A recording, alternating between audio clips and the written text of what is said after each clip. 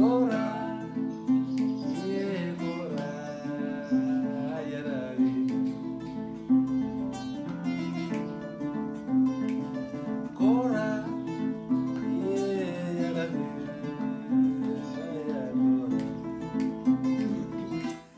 family.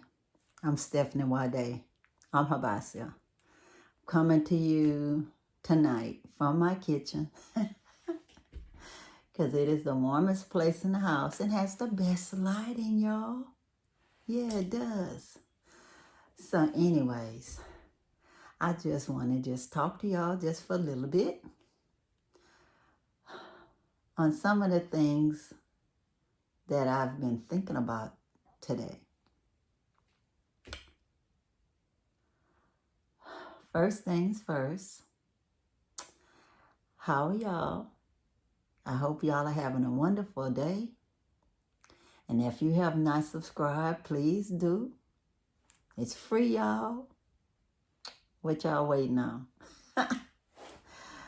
So anyways, I've been seeing lots of things happening on YouTube, and it's like some of it is like confusing to me because I don't know what are people talking about, you know?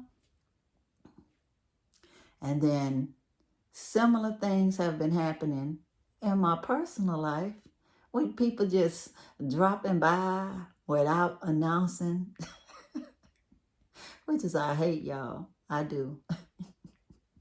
It's not like it's in a motherland and people just drop by because they in the neighborhood and they said they would stop by when in the neighborhood to say hello. At least I'd always have my head covered on if I'm going to answer the door. And I wouldn't be answering the door anyway because I'd have somebody opening my gate, closing my gate to control that. And so before anybody come in my house, I'd have somebody saying, it's so-and-so at the gate. Is it okay for them to come in? And that would give me time to at least put my head covering on if I don't have one on. Because sometimes I do not have a great hair day. I just don't, you know. I'm not always going to have an afro up or my bantu knots right or something. Because as you age, y'all, it's like some parts of your hair is more fragile than the others. So you might have spots in your head that you don't want people to see. You gotta brush your head to a certain way so your hair look a certain way. It's not just guys that have problems with some hair loss, you know. Oh, so it's just personal issues, y'all, that people need to be able to get it together. So it's just common courtesy for somebody to let you know that they're thinking about stopping over to your house like in advance, like a day or two. Give people time to have their house clean and every other thing. We would all like to think all that's done all the time, but no, it's not, especially not when you don't have a house to yourself. A single person can keep everything all spiffy, but when you're sharing a common house with other people, they pretty much mess up your spots. That's for the personal, well, not personal, but the parts that the private, well, not private, but they'll be messing up the parts that people will see when they come into your house. You know, your living room should be clean, your dining room area should be cleared, you know, of any congestion so it'll just look nice, you know. But sometimes you actually have to prepare that space because you only have so much space in your house, especially when it's small, that you have to move a lot of things to storerooms or whatever. Or just even if you just take it and put it in individual rooms that doors close. So you can just have a nice looking area when company comes. But anyways, I was just saying that because I ended up getting house guests sometimes that don't let me know that they coming over. They just show up at my door. And I tell them the same thing every time. I'm like, I don't know what they don't get about call before you come. But anyway, people are funny, y'all. Because sometimes they'll talk about stuff that they don't know about. It's like saying that because I'm from Texas, I'm going to say, do they have electricity in Illinois?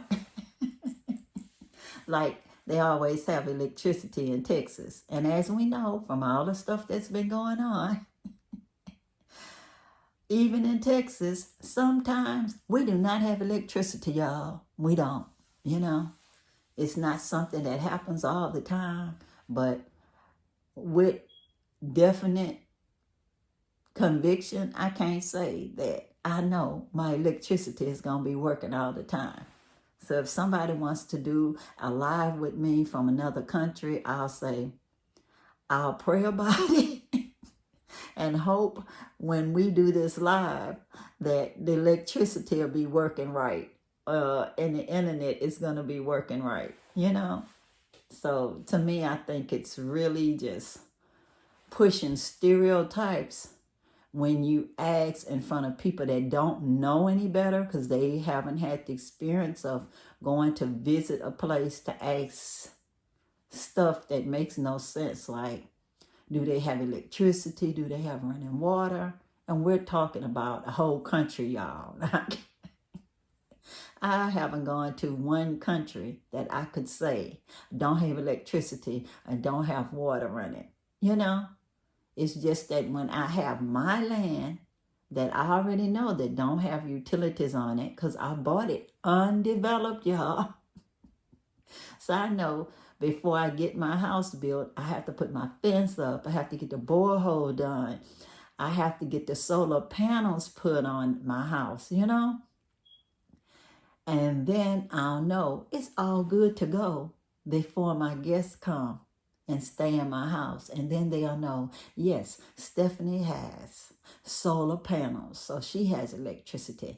And her borehole has nice pure water, you know? And yeah, her toilet flushes, which is I wouldn't have a problem with a toilet that was a composting toilet either. But when you have guests, that's a whole different story. If they can follow the rules to make it work properly, you know, and let it stay fresh. So that's the only reason why I'd have a low flush toilet as compared to one that was a compost, because we have company, y'all. All of us have company. But anyways, if you're visiting me, y'all, let me know before y'all come. I want to at least have my head covering on, y'all, and my earrings. Not like that. Because otherwise my mind is thinking, I don't have my hair covered. I don't have my earrings. And that's a problem. I'm not as social as I am when just two little things are covered. It may not seem like a big thing, but to me, it is. So anyway, that's all I can say about people coming without an invitation and without warning you that they planning on coming to see you. And even if you come to somebody's house unannounced, you may be the one surprised because they may not be there. They may be in Africa or somewhere else. So call before you come to my house. Please. Oh. So anyway, guys, I've been thinking about the motherland as usual and having different income streams and everything else. I'm visualizing and working on it so I can get back as soon as possible. I don't have no definite dates and I'm superstitious. So anyways, you won't think you're going to get any definite dates out of me just before the year is up. You know, I love to be back in the Gambian warm sunshine, interacting with my friends over there and my family over there. You know, sometimes it's limited interactions, but that's okay. It's lots of people that you can interact with. And I think I have something good to share other than don't make stereotypes over nobody else's states or countries or whatever. If you haven't gone, don't ask nothing that don't make no sense, because somebody who's never traveled will think you're serious about it. And if you're serious about it, they're wondering, why are you serious about asking that type of question? Because I always have to be defensive when it's about a place that I know and love. But anyways, before you go anywhere, make sure you do your research, guys. Go online, ask somebody, like my granddaughter used to say when she was young. If you don't know, you better ask somebody. Ask somebody with some common sense that you know that have gone to the place that you've been to. And then just ask them some questions after you researched first. Don't ask something that makes no sense and sounds like a stereotype that could insult somebody if they was from that place. But anyways, I'm going to let y'all see what I'm wearing. Nothing but my head covering that came from Tanzania. It had a skirt and top that went with it. These earrings, y'all, I don't know. All I know is this cooperative economics. This necklace, which you see is very coordinating, but not bought at the same time from an artist. This one was made by an artist friend of mine in Houston. Yes, cooperative economics. Wearing my Fire Little Africa t-shirt from Tulsa, Oklahoma, to help support a group that my grandson Shaheem is in. My collarbone bracelet and my little indigenous influenced bracelet that looks brass. I don't know if it's definite brass or not, but I like it. It's one of my favorites. And I think I just bought it at a store in Galveston, because I support the artists in Galveston. This one came from a vendor's booth in Houston and came from Kenya.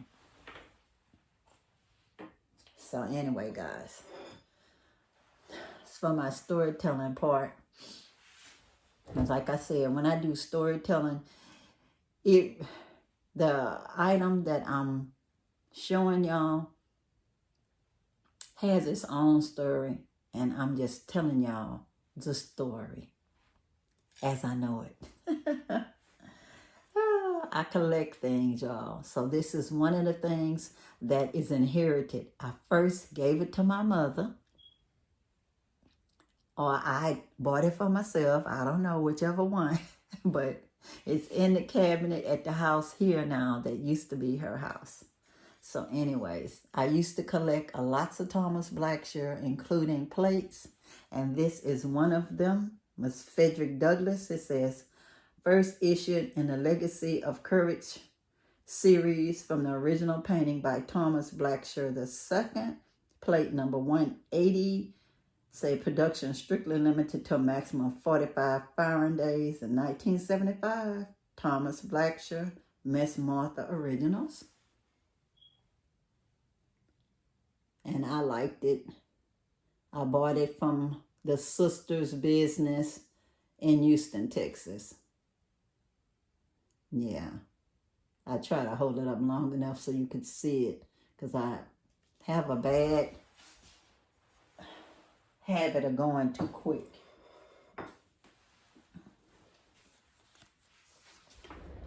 My sister girl, Shalina, she lives in Tulsa, Oklahoma. She gave me this book. And in this book, it's called Black Pearl. And she is my little sister, one of my many little sisters.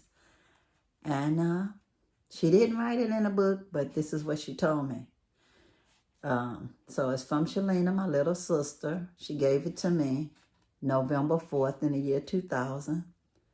And she said that she wanted me to think about her every day. And I said, I already did. And it's little verses inside, little quotes. And you can just read it, and then it'll tell you what the artist thought it meant that wrote the book. It says daily meditations, affirmations, and inspirations for African Americans. And I love her for that.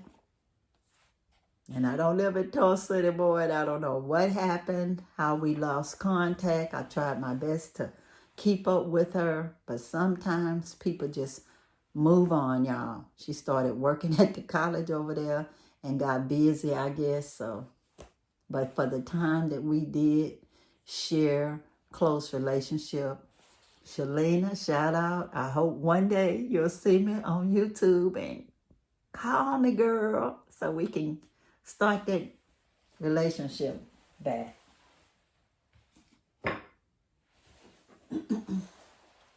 I was in Tulsa, Oklahoma when this movie came out. Once upon a time when we were colored. And I actually met the author of this book, Clifton L. Talbert, and he was there for a movie premiere. So I met him after the movie premiere in Tulsa, Oklahoma. As I remember when we was colored. Yeah, I remember we had, like I said, more than one time in the video, we had 29th Beach, 28th, 29th Beach on the Seawall Boulevard in Galveston. And then we had West Beach. And that's where the colored people were. And it was like what? Little Africa. We had a great time. And it's a great read. It's a great read. It's small. Did an excellent job. And I could identify with that book really well. So anyways, here's one of my books too by Akua Gray. I might have shown it before, but still, it's one of the books that I'm going to be bringing with me when I go back to the Gambia. Because natural health and wellness is something you really need to work on when you're in a developing country. Because lots of times, an ounce of prevention is worth a pound of cure. You don't want to have to get on a plane to try to go to a developed country to have something done when you could have just stayed well in the first place. And she did sign my book, because I've seen her several times in Houston, Texas. And on one of those times, she signed my book. And I was using Akua, because y'all know that's one of my names in the Gambia. Safohene Ekua Mansa, which is my name, my chieftaincy name. Y'all know I love the arts too. So when I get an opportunity to encourage the arts, I do. I am not a big-time philanthropist, but sometimes, as my mama say, little money bring big money. So even people like me, just encouraging the arts in a small way, encourages it to keep going. I was at Galveston College when they had this little art show a long time ago. And I bought these too because I love pyramids. And I just thought they were so cute, you know. And it really very, very inexpensive. I don't even know how artists do things. See, it makes noise. Just a noise maker. And I just kept it, you know. I don't know what it meant or anything, but it just was saying, buy me. And for the price that it was, very, very reasonable, I bought it. I like the symbol on it, you know. all this eternity circles and all that. I like that kind of stuff. And like I said, it's a pyramid. Reminds you of Egypt and all the interesting stuff that happens there. And anybody knows me know I like Texas. It's not perfect, nowhere is, but if I can collect anything that say I'm from Texas, I buy it, y'all. Very reasonable. I don't know if I bought it at a resale shop or where, but somewhere I saw it. It's a boot. And I'm like, I'm buying that. And most of the times that I've seen people wear boots, been everywhere else but Texas. I've seen lots of people wear boots in Oklahoma and Louisiana. But Texas, I see them wearing boots a lot during rodeo time, but not just every day. And it might just be because I'm in Galveston, who knows. But anyway, I was just sharing a little of my collection with y'all. Y'all know I got plenty more. At 67, you pretty much just collect things over the years and they just add up. Some of the things I have, I'm going to put in my storeroom so I can just make more room in this house. And after I build my house in the motherland, I'm going to have all these other little houses around that will have my library that's there for, just say, whoever comes to visit me can sit down and read the books in my library. It'll be open for that. Not to be loaned out, because I might can't get it back, especially in the motherland. But I would let people read the books right there on the compound. My art, I'll have a little small museum with my collectibles so I could share with other people. They can come in, they can look at all of those little collectibles. I'll probably have it behind glass so people won't be touching, picking up stuff and breaking it. It's not like you break, you buy. Because collectibles, they're not going to be replaced. Even if somebody gave you the money, you still couldn't replace it. It wouldn't be that one. Even if you got one that's similar, it wouldn't be the same. So that's my ideas for that. If I don't do anything when I move other than move my collectibles and move my books, that'll be good enough for me. Because they already have nice furniture there that's bamboo that I like, that they can make it for me. So it'll be the right size for my little tiny round house or octagon house. Or who knows, maybe I'll do the round house first and then the next one, octagon. Because when I have guests, y'all, I want to have several houses out there on my land for people to visit. Just imagine, people can come visit me. And if they want to just say, come and be a volunteer with Habasia, that they donate a certain amount and come out. So it'll be just helping out whatever project that they want to be involved in. I think that'll be a cool thing, y'all. Lots of people already have volunteer vacations where they can go and do something good in the world. Have a recording of it. Even if it's just a little short video, couple of photos, interact with some of the people that's in the program that want to be in the pictures and want to say something, I think that'll be cool, intercultural exchange, that I let you know, this is what I do. This is how I got involved in this program and how it's impacted my life and my community. That's what I'd like to see happen. It's a long-range plan, but hopefully, with the blessings of the Most High, I'll be around for a while. Enough to at least set up that type program in my community.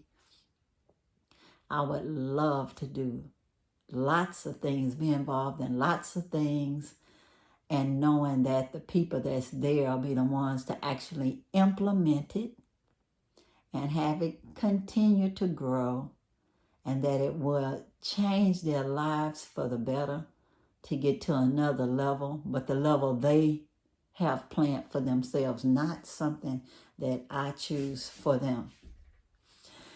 And one thing I want to say, y'all, I don't understand some of these people that's making these videos. I'm not going to say any names or anything, but it's like, I haven't seen any videos of what they did here in America before they said that they moved to the motherland. I haven't seen anything where they're actually talking negatively about being here. It's like once they leave, then all of a sudden they're making these videos and they feel like they was in prison or whatever else.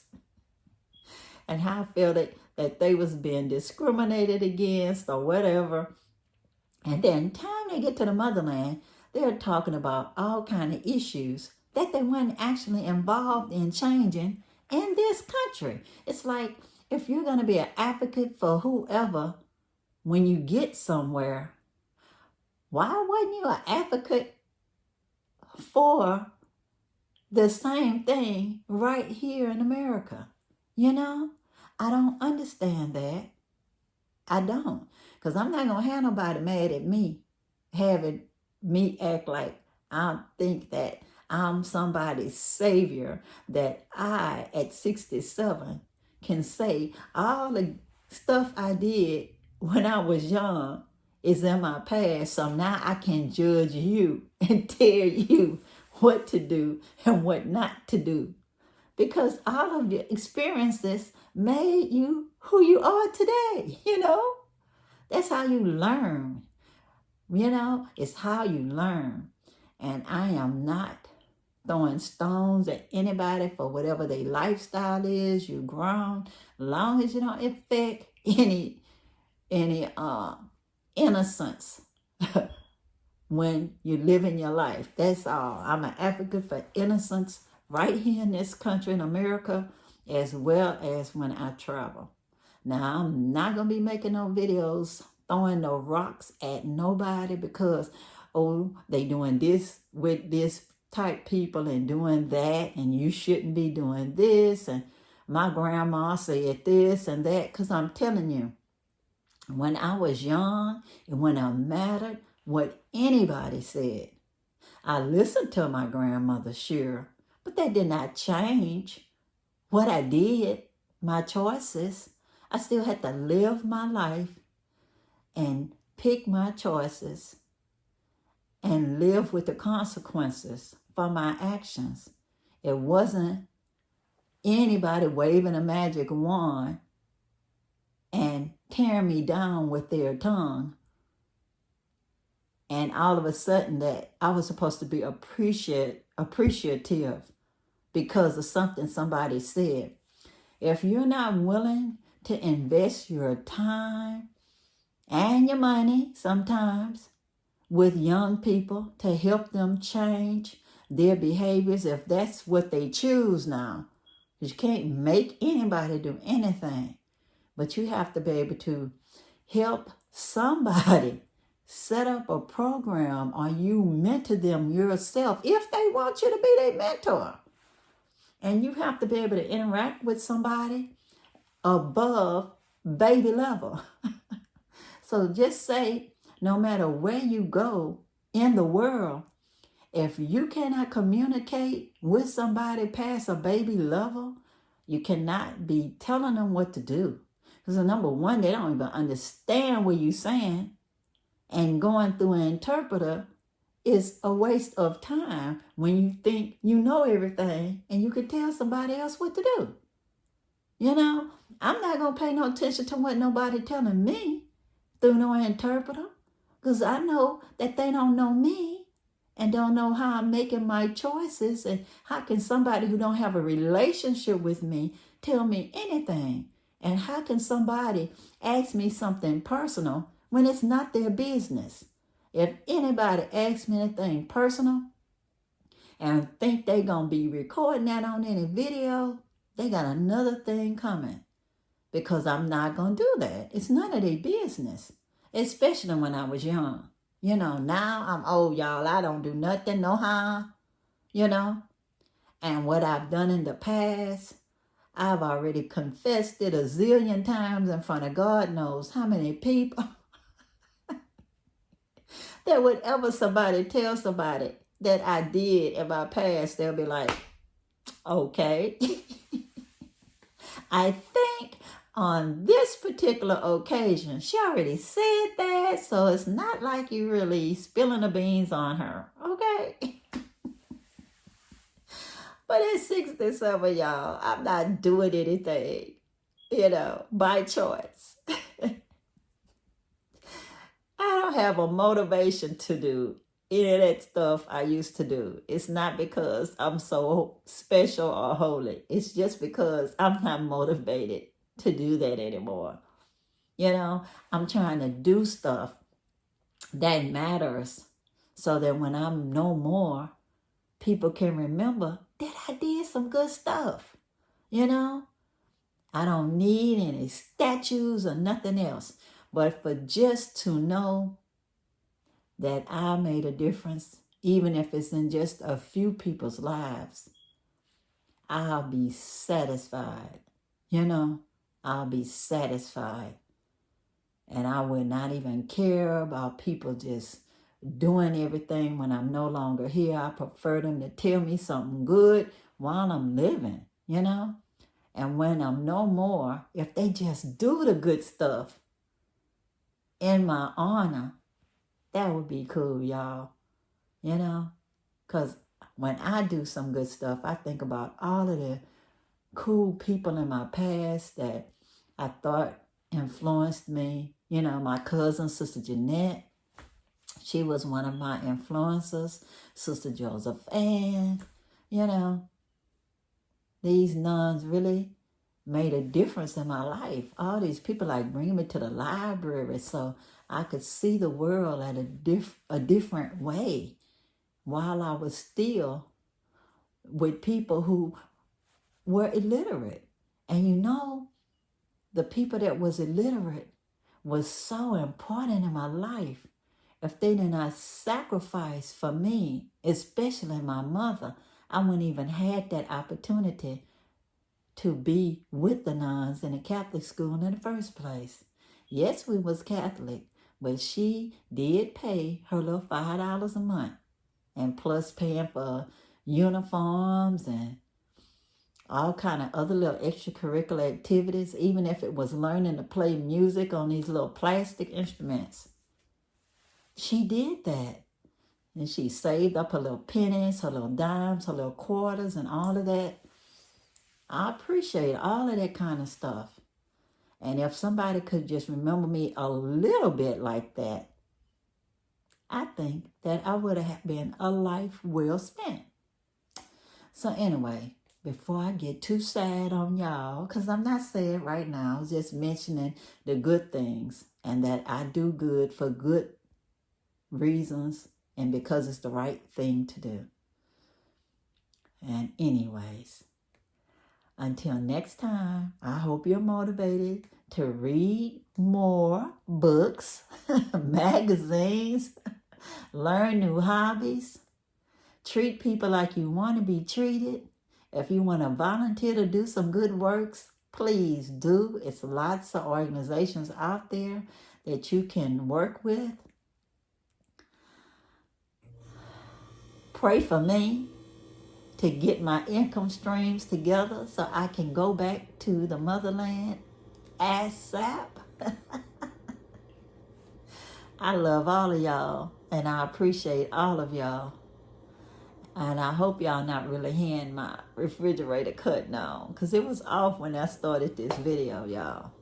But until next time, peace, power to the people, and I'm out, y'all. Bye.